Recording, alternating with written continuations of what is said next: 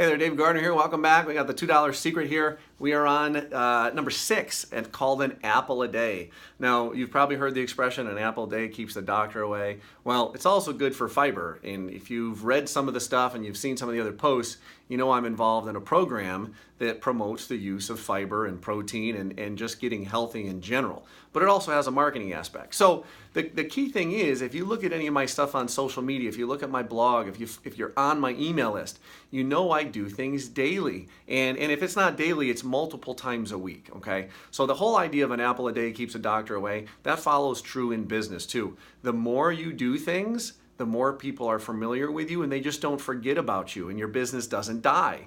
If you keep doing things daily and you keep getting in front of people and you keep presenting them with things and you keep making your updates like we talked about in the last couple of days with the taro, right? If you keep adding to your list, if you keep adding blog posts and adding comments and you keep engaging with people day after day after day, okay, even if you didn't write a blog post or even if you didn't, send out an email, go in and comment on a couple people's social media posts. That only takes a few seconds. Okay, it takes a few seconds out of your busy life where you can actually go through and do it daily. They're going to get to know you. They're going to start to develop that know, like, and trust.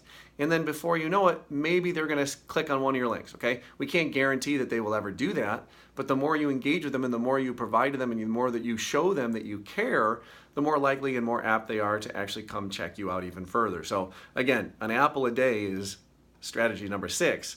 Look out for strategy number 7 in the next email. We'll talk to you soon.